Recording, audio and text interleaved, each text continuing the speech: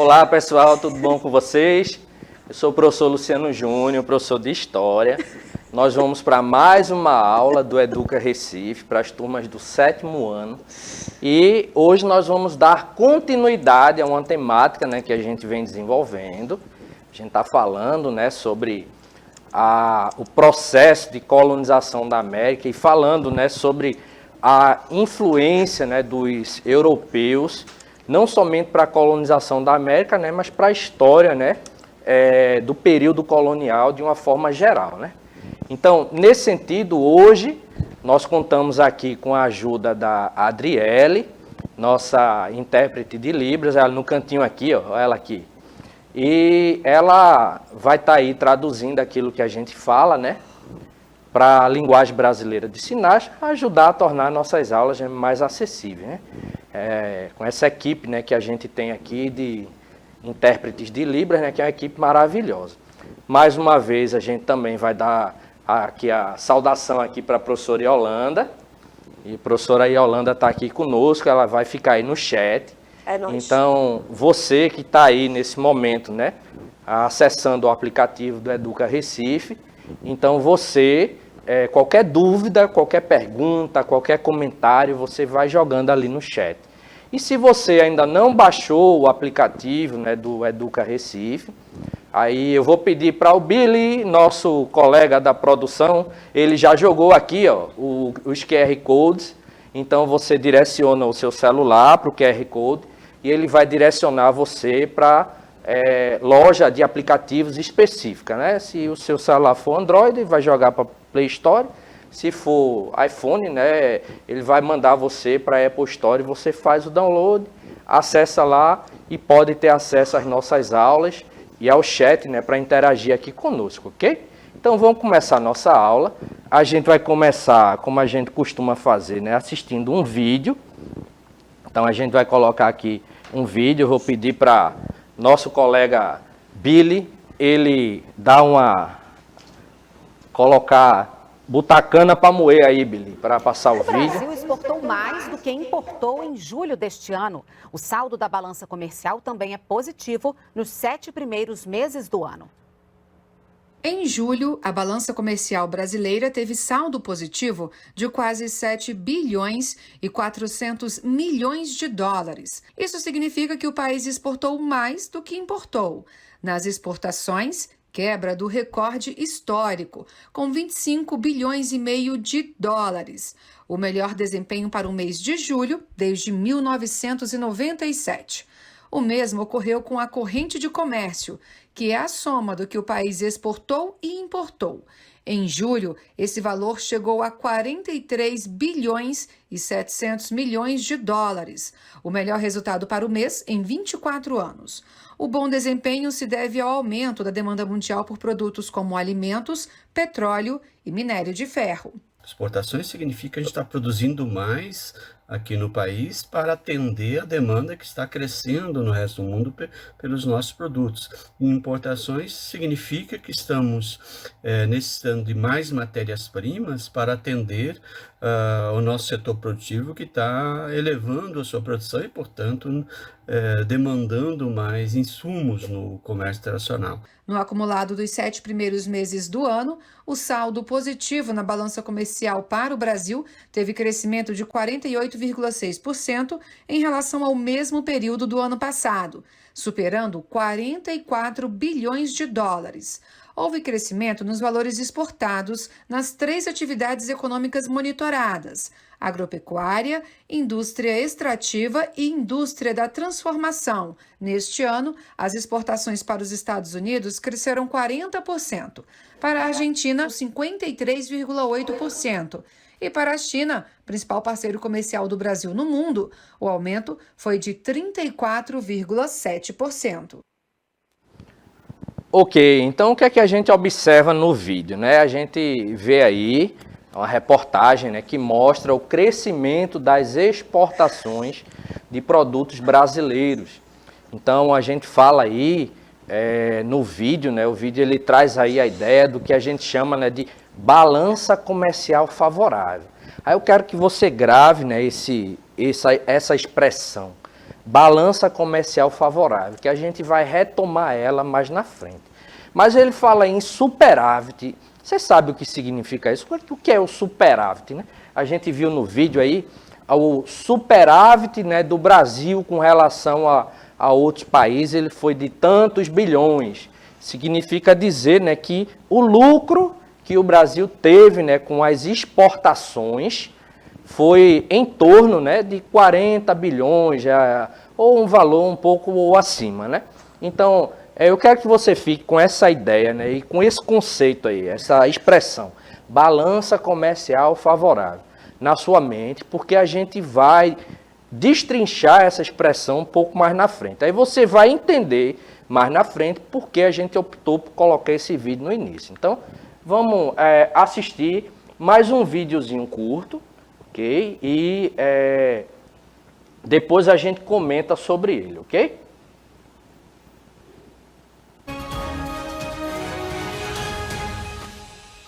A escassez de minerais vai gerar nova corrida do ouro, só que agora no fundo do mar. Há muito já se fala que conhecemos mais da Lua e de Marte do que o nosso próprio planeta. Como já se sabe, grande parte do fundo dos nossos oceanos nunca foi mapeados e eles guardam muitos recursos e riquezas. Neles são encontrados minerais para a fabricação de painéis solares, baterias, medicamentos e artefatos bélicos, por exemplo. Cada vez mais a escassez desses produtos tem forçado os países a focar no ambiente até então um pouco explorado, o fundo dos oceanos. Existem 30 licenças para pesquisa no mar, com 22 países exploradores, entre eles o Brasil. No nosso litoral, por exemplo, possui sedimentações marinhas repletas de cobalto.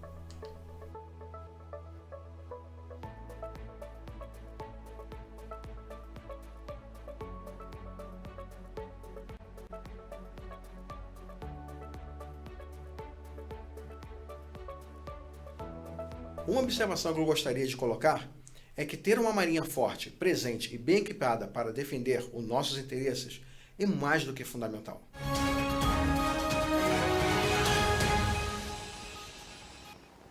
Ok, nesse vídeo a gente já vê uma outra questão, né? A gente vê que o país ele tem se dedicado a procurar, né, extrair o ouro, né, agora, né, de regiões oceânicas, né? Então, a gente tem que lembrar também que durante grande parte, né, da história do Brasil, a gente teve um processo aqui, né, de mineração. A gente teve a corrida do ouro, né, onde após a descoberta, né, de jazidas de ouro na região de Minas Gerais, então houve um deslocamento populacional para aquele território, né, e a gente vai tentar entender por que o ouro, né, nesse contexto, ele era muito importante. Lógico, né, o ouro, metal nobre, né, considerado metal nobre, e o ouro, né, ele é utilizado para de várias formas, na realidade, né, é utilizado para produzir, né, não somente joias, né, mas para ser utilizado também, né, em alguns equipamentos eletrônicos. Então, o ouro ele tem um valor assim bem interessante. Para vocês terem noção, hoje, por exemplo, quando a gente fala, né, em economia mundial, a gente faz as cotações, né, dos valores dos produtos, baseando, né, esses valores no dólar, que é a moeda lá dos Estados Unidos. Mas durante um bom tempo se fazia a cotação de valor de produto, né, medindo, né, o valor daquele produto ali com peso, né, em ouro. Então, durante muito tempo, o ouro ele se viu como lastro econômico, para medir a riqueza, né, e a potência econômica de alguns países, de alguns territórios. Então, vamos fazer o seguinte, a gente vai tentar entender hoje na nossa aula, tá? E para isso eu quero que vocês fiquem aí com não somente, né, esse videozinho aí que mostra a importância do ouro e o conceito lá, né, aquela expressão, balança comercial favorável. Então, guarda aí, balança comercial favorável, né, e a importância do ouro. Grava essas duas questões, porque hoje nós vamos trabalhar na nossa aula, né, nós vamos tentar entender o que foi e quais eram as principais práticas do chamado, né, sistema mercantilista. Então, a gente vai tentar entender o que foi o mercantilismo, ou o sistema mercantilista, vai tentar entender quais eram as práticas, né, que esse sistema, né, ele possuía. E para isso eu quero que vocês guardem aqueles dois conceitos, porque a gente vai retomá-los, ok? Então vejam, primeira coisa, né, a gente lança aqui a pergunta, o que foi o mercantilismo? Então, o mercantilismo ele foi um conjunto de práticas econômicas dos chamados estados absolutistas. Aí a gente já tem uma outra pergunta aí. O mercantilismo ele foi um conjunto de práticas econômicas. Então, você tinha várias práticas, né, econômicas que juntas elas resultavam no que a gente chama de sistema mercantilista. Mas isso era exercido por quem? Pelos estados absolutistas. Aí a gente tem que tentar entender o que foi um estado absolutista, ou o que era um estado absolutista. A gente vai falar disso mais na frente, ok? Então, quando é que esse sistema ele se fez presente, né, no mundo aí? Aproximadamente entre os séculos XV e XVIII. Então, aproximadamente aí nesse intervalo de tempo aí, ó, entre o século XV e XVIII, a gente vai ter a utilização dessas práticas econômicas, né, que em conjunto formavam o que a gente chama de sistema mercantilista ou mercantilismo, ok?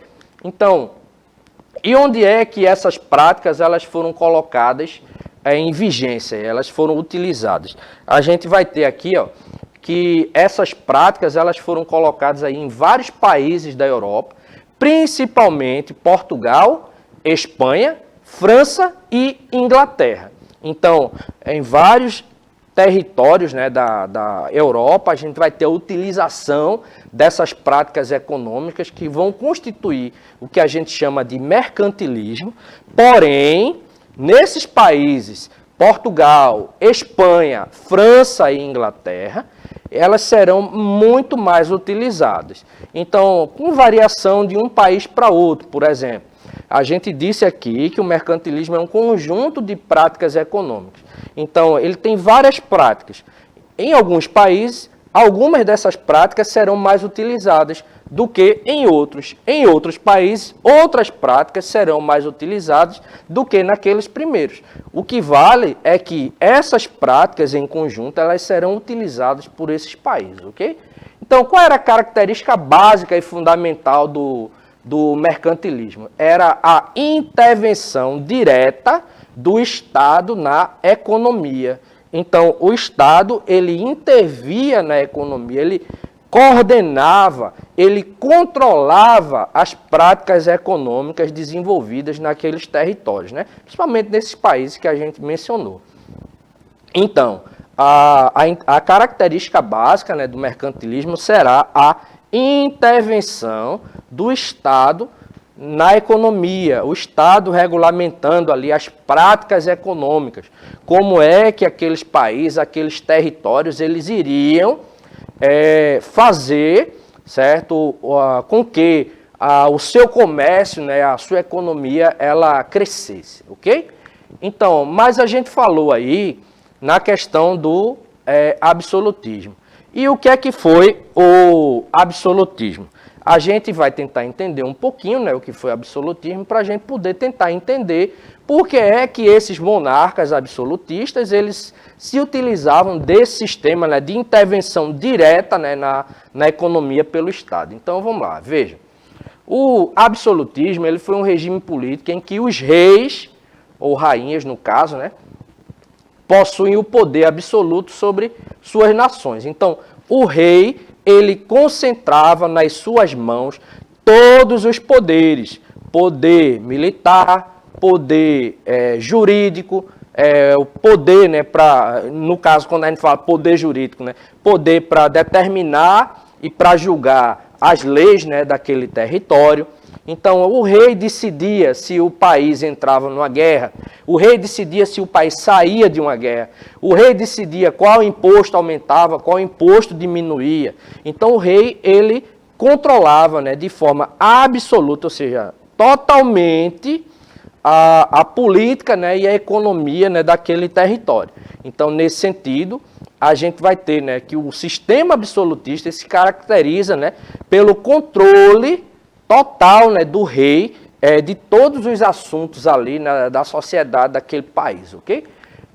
Então, o absolutismo, sistema absolutista, na realidade, né, ele vai marcar aí, e com ele também o mercantilismo, né, que é o seu sistema econômico. O mercantilismo é o sistema econômico, né, dos reinos absolutistas. Então isso aí vai marcar a transição entre o que a gente chama, né, de feudalismo e capitalismo. Então vocês devem ter estudado no 6º ano o sistema feudal, né, o feudalismo, né, que é caracterizado, né, por uma economia mais voltada aí para a questão da agricultura, de subsistência. Então, esse sistema absolutista, né, juntamente com essas práticas mercantilistas, eles vão marcar uma transição, uma fase de transição do feudalismo para o capitalismo, ou seja, da economia agrícola, né, rural, de subsistência, para uma economia voltada no comércio, à base de troca de produto por moeda, né, por capital, ok? Então, a outra questão é que o absolutismo ele significou aí uma adequação do poder, né? Juntando aí vários interesses, principalmente os interesses da nobreza mais tradicional com a burguesia, né, crescente. E vamos recapitular. Por volta do século XII, lá durante a Idade Média, né, então a atividade comercial ela começou a se reorganizar, né? Então vocês devem ter estudado no 6º ano que durante o sistema feudal, o comércio ele se dava à base de troca, né, de produto por produto, né, o chamado escambo. Então um camarada produzia arroz e o outro produzia feijão. Então aquele que precisava do arroz, ele trocava o seu feijão pelo arroz daquele que precisava, né, do feijão e produzia arroz. Em outras palavras, havia a troca de um produto por outro, né? Então, nesse sentido, essa prática, né, de troca de produto por produto é o que a gente chama de escambo, ok? Com o passar do tempo, começaram a surgir, durante a Idade Média, algumas feiras, locais, né, de comércio, pontos de comércio. E essas feiras, com o passar do tempo, elas se tornaram fixas, né, em determinados locais, e ao redor delas foram se constituindo algumas cidades. Cidades que se tornaram grandes entrepostos comerciais. Então, essas cidades fortificadas, né, voltadas para o comércio, eram chamadas de burgos. O habitante do burgo era o burguês. Assim, a gente vai ter o surgimento da chamada burguesia. Então, todas as vezes, a partir de hoje, né, que vocês lembrarem daquilo que a gente chama, né, de burguesia, a gente tem que lembrar que é uma classe que está voltada para a atividade comercial, para a atividade bancária. Então, seriam os comerciantes, né, inicialmente. Então, o absolutismo, ele vai juntar aí os interesses, né, da nobreza, né, que não queria perder o seu prestígio, com a burguesia, né, que queria mais liberdade para as suas práticas, né, comerciais. Então, junta os interesses ali e a gente vai ter uma adequação do poder aí, conciliando assim os interesses, né, dessas duas classes. Ok? Então, veja, a nobreza, né, a gente falou de nobreza. Então, o que era a nobreza? Era a burocracia administrativa, ou seja, era todo aquele conjunto de funcionários que estavam ligados, né, diretamente ao rei ou à família real, ok? E que exerciam cargos públicos naquele período, né? Então, a nobreza, ela não somente tinha aí os melhores cargos, né, dados ali pelo rei, como ela também tinha isenção fiscal, ela não pagava impostos. Então, nesse sentido, né, a nobreza ela tinha direito, né, ao pagamento de pensões, né, de receber, na realidade, pensões, né, e a isenção de impostos. Em outro lado, a gente tem a burguesia, que a gente já falou um pouquinho, é a classe associada ao comércio, ok? Então, ela vai dar uma dinâmica muito maior às atividades comerciais, né? Por exemplo, a unificação de moedas, né? A questão de leis voltadas para o comércio, sistema de pesos e medidas, né? Ela vai tentar, a partir do comércio, conquistar novos mercados, né, fora daquele território. E a partir de algumas práticas da burguesia, por exemplo, né, surge aquilo que a gente chama de bancos, né? Então, o que era o banqueiro? Inicialmente, o banqueiro era um camarada que ele colocava uma banca, né, tipo uma mesa lá, e ele tinha moedas, né, de vários territórios. Então, quando vinha um camarada de um outro território, né, e precisava consumir ali, ele tinha que usar a moeda local. Então, aquele camarada, o banqueiro, ele pegava a moeda local e trocava pela moeda que aquele estrangeiro trazia. Então, em outras palavras, o banqueiro ele surge exatamente porque ele botava uma banca ali e fazia aquela relação de câmbio, né, de troca de uma moeda local por uma moeda estrangeira. Com o passar do tempo, esses camaradas criaram algumas instituições e criaram postos ali exatamente para essas relações, né, comerciais, aí, essas relações, na verdade, monetárias, né, financeiras. Né? Então surgem os banqueiros. Então, nesse sentido, a burguesia vai estar associada ao comércio, à dinamização do comércio, à nobreza, né, aos títulos, né, aos cargos públicos. Então, junto os interesses disso daí, o rei ele vai tentar conciliar aquilo ali. Né? Então, vejam, o que é que a gente tem? No sistema mercantilista, a gente tem o quê? Um Estado absolutista, que ao mesmo tempo que esse Estado ele sustenta a nobreza, ele também vai apoiar os negócios dos burgueses.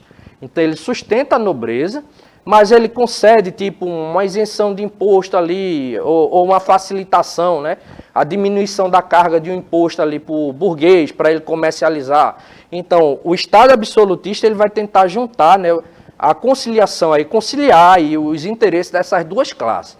Porém, para fazer isso, ele se utiliza do mercantilismo, certo? Então, o mercantilismo ele vai ser o sistema econômico aqui do Estado absolutista, que tinha alguns objetivos e tinha as formas pelas quais ele realizaria esses objetivos. Por exemplo, primeiro objetivo, a questão do metalismo, né?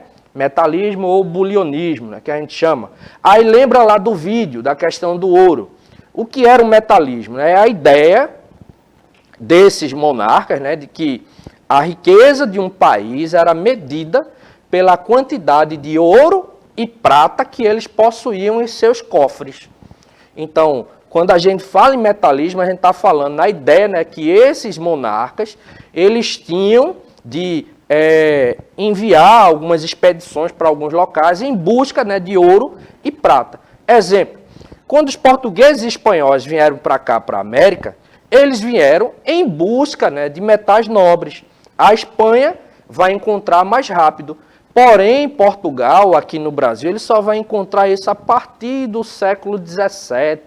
Então, tanto que, no momento em que Portugal ele não encontra aqui, né, ouro ou prata, ele vai fazer o quê? Ele vai iniciar aqui o sistema de produção da cana-de-açúcar, para tentar tirar lucro, né, a partir do comércio, né, da cana-de-açúcar. Então, nesse sentido, mais na frente, com a expansão, né, para algumas outras áreas, eles vão descobrir jazidas, né, de ouro. Como a gente falou no início, né, da aula, né, principalmente no território de Minas Gerais, e vai haver um deslocamento populacional para aquela região, ok? Então, o objetivo principal aí era encontrar, né, metais preciosos. Por quê? Porque encontrando esses metais, como a gente falou para vocês, que a ideia é que a riqueza de um território era medida pela quantidade de ouro e prata que ele tinha em seus cofres, quanto mais ouro e prata tivesse, né, naquele território, maior seria o poder daquele monarca.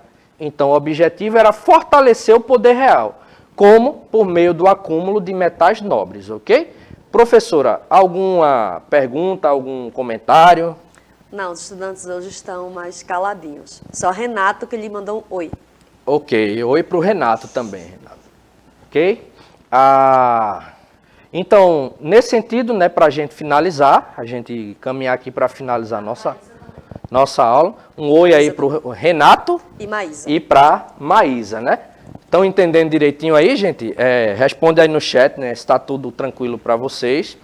E a gente vai continuar aí. Qualquer coisa é só mandar mensagem aí no chat, ok? Quais eram os meios, né, para obter esses objetivos aqui? Primeiro, o protecionismo. O que era o protecionismo, né? Todas as vezes que um país ele mandava um produto dele para outro país, ok?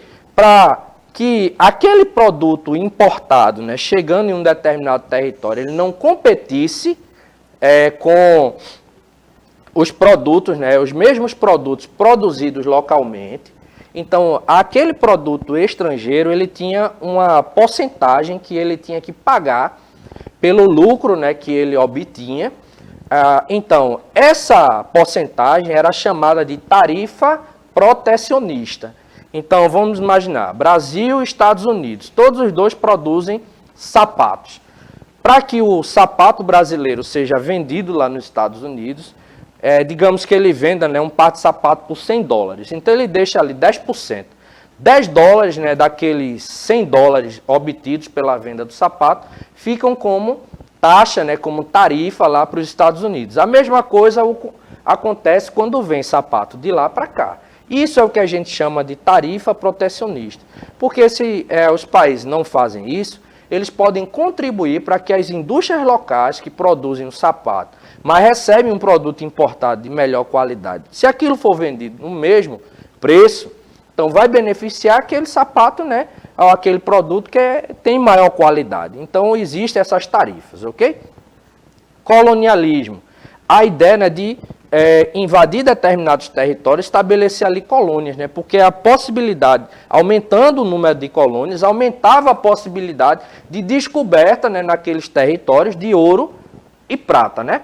Alguns territórios, né, como a França, por exemplo, a Inglaterra, se utilizaram da pirataria, né?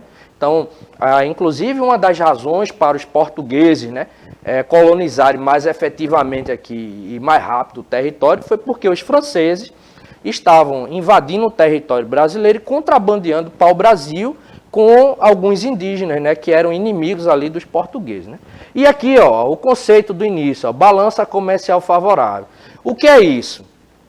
Bem simples. Eu tenho que vender mais e comprar menos. Ou seja, exportar mais e importar menos. Então, quanto mais produtos um país ele exportasse e menos ele importasse, dizia ali que a balança comercial favorável era positiva para aquele território. Ao contrário, quando eu importo mais produtos, né, e vendo menos, então aquilo gera um déficit. Então, quando eu exporto mais do que importo, eu tenho um superávit. Quando eu importo mais e exporto menos, eu tenho um déficit, ok? Então, nesse sentido, só para a gente finalizar, tentar entender como é que o mercantilismo se efetivava, né, na dinâmica colonial. Por meio, né, de um esqueminha, onde a gente tinha aqui a metrópole, no caso do Brasil aqui é o Portugal, Brasil.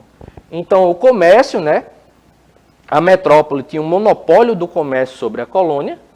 Então, a colônia produzia matéria-prima e a metrópole produzia alguns produtos com essa matéria-prima e devolvia esses produtos manufaturados para a colônia, que tinha a obrigação de comprar esses produtos, ok?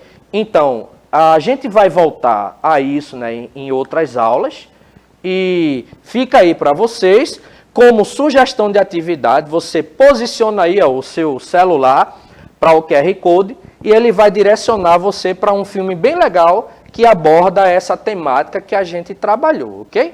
No mais, agradecer ali a Adriele, agradecer à professora Yolanda, aos alunos e alunas que interagiram no chat e por hoje é isso, pessoal. Até nossa próxima aula. Tchau, tchau.